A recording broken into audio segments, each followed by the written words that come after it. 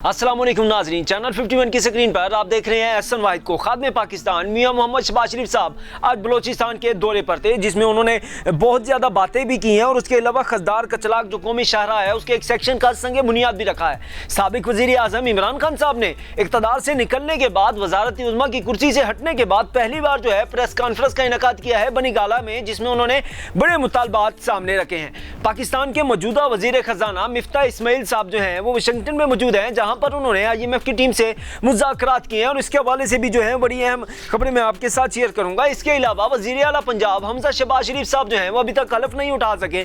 No मुंतखब वज़ीर आला तो बन गए हैं, लेकिन अभी तक उनसे हलफ लेने के लिए कोई तैयार नहीं है।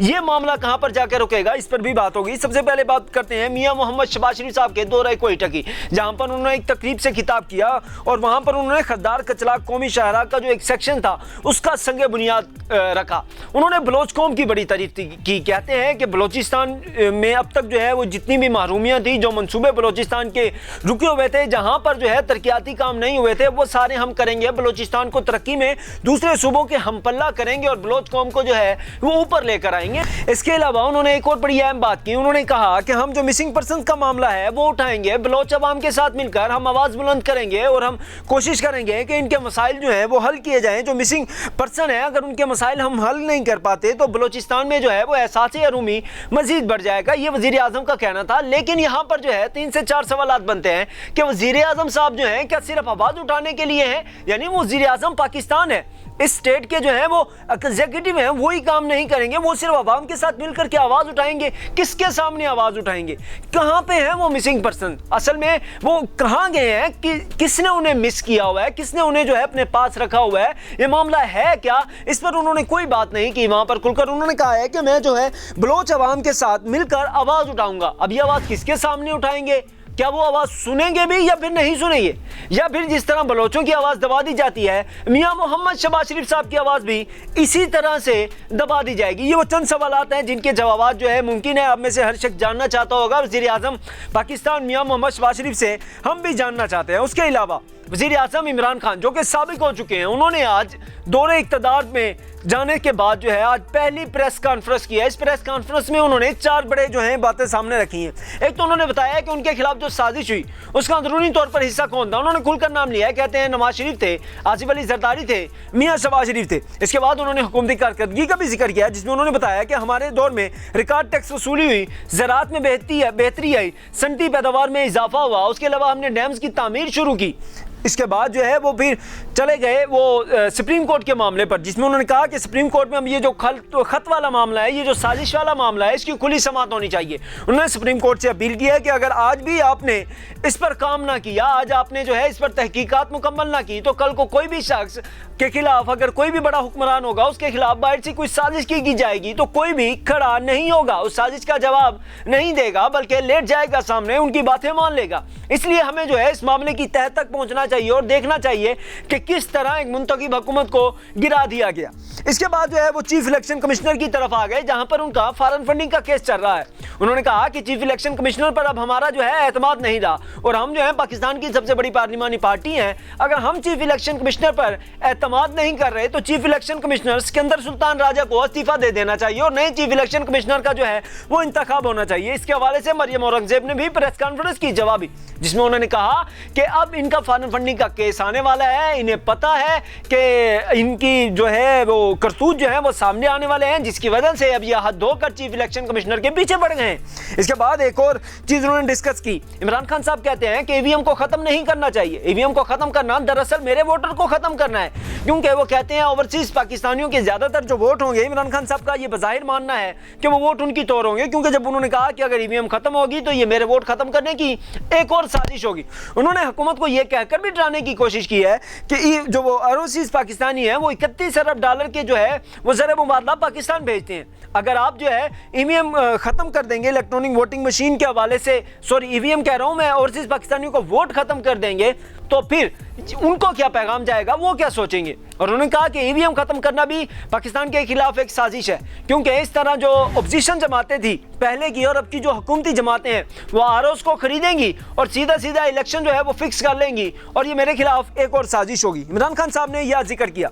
इसके अलावा मुफ्ता इस्माइल साहब जो थे वो वाशिंगटन में गए हुए थे, जहां पर उन्होंने कहा कि IMF चाहता है पाकिस्तान में पेट्रोल पर मजीद सब्सिडी ना दी जाए। हुकूमत भी मुत्तफिक है कि इन सब्सिडीज़ के अब हम मुतमिल नहीं हो सकते, इन सब्सिडीज़ को अब जो है ख़त्म हो जाना चाहिए। उन्होंने कहा कि IMF पाकिस्तान में स्ट्रक्चरल इस्लाहात चाहता है और हम चाहते हैं कि इन्हें मुतनाज़ा नहीं होना चाहिए, यानी कि तमाम जो सियासी जमातें हैं उन्हें इस पर मुत्तफिक होना चाहिए। अब इससे पहले अगर हम देखें तो यही लोग थे जो हुकूमत पर तनकीद करते रह गए थे। शाहिद खाकान अब्बासी का चंद दिनों पहले एक बड़ा बयान सामने आया था जिसमें वो कहते हैं कि इमरान खान को IMF ने पेट्रोल 235 रुपए करने का कहा है, जिस पर इमरान खान हुकूमत अमल नहीं कर रही, और डीजल 264 रुपए तक बढ़ाने का कहा था। यानी कि मौजूदा जो दौर है, अब जब हम पेट्रोल खरीद रहे हैं वो 150 रुपए खरीद रहे हैं और डीजल भी कुछ जो 235 का 264 का रेट है उससे तो बहुत कम है। तो शाहिद खाकान अब्बासी साहब के मुताबिक कि अब जो पेट्रोल की कीमत होनी चाहिए थी वो 235 रुपए पर लीटर होनी चाहिए थी, जबकि डीजल की कीमत 264 रुपए पर लीटर होनी चाहिए थी। तो इमरान खान साहब ने सिर्फ आवाम के भले की वजह से इन चीज़ों को कम रखा हुआ है और इसका दबाव जो था वो हुकूमत पर ही था, लेकिन अपोजिशन जो थी वो तनकीद बराए तनकीद ही करती थी। अब यही अपोजिशन जो है राजी हो गई है कि पेट्रोल का रेट भी बढ़ा दिया जाए, डीजल का रेट भी बढ़ा दिया जाए, सब्सिडीज को ख़त्म कर दिया जाए, IMF की जितनी भी शराइतें हैं वो मान ली जाए। जबकि यही हुकूमत पहले कहती थी कि पिछली हुकूमत ने, यानी कि इमरान खान साहब की हुकूमत ने पाकिस्तान को IMF के पास गिरवी लिखवा दिया है, पाकिस्तान को IMF का गुलाम बना दिया है। और अब यही हुकूमत है जो कि IMF की बातें मानने जा रही है। IMF जैसे कह रही है ये वैसे ही कर रही है। IMF ने कहा पेट्रोल का रेट बढ़ा दो तो इन्होंने काम बढ़ा देंगे, IMF ने कहा डीजल का रेट बढ़ाओ तो इन्होंने काम बढ़ा देंगे, IMF ने कहा स्ट्रक्चर इस्लाहात करो तो इन्होंने कहा हम कर देंगे। और इसे मतनासा भी नहीं होना चाहिए। IMF जो कह रहा है ये बिल्कुल उसी तरह कर रहे हैं, जबकि इससे पहले ये हुकूमत यानी कि मौजूदा जो लोग हैं जब ये अपोजिशन में थे तो हुकूमत को, यानी कि अब जो अपोजिशन में बैठे हैं, अपोजिशन बेंचों पर तो बैठे नहीं है, इस्तीफे देकर चले गए हैं, यानी कि इमरान खान साहब की हुकूमत को तनकीद का निशाना बनाते थे। उसके बाद गवर्नर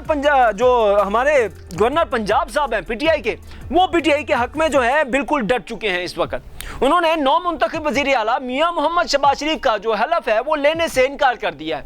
हाईकोर्ट ने, लाहौर हाईकोर्ट ने जो है उन्हें कहा था कि हमें जल्द अज जल्द आगाह करें इस मामले में, जिस पर उन्होंने बिल्कुल खामोशी इख्तियार कर रखी।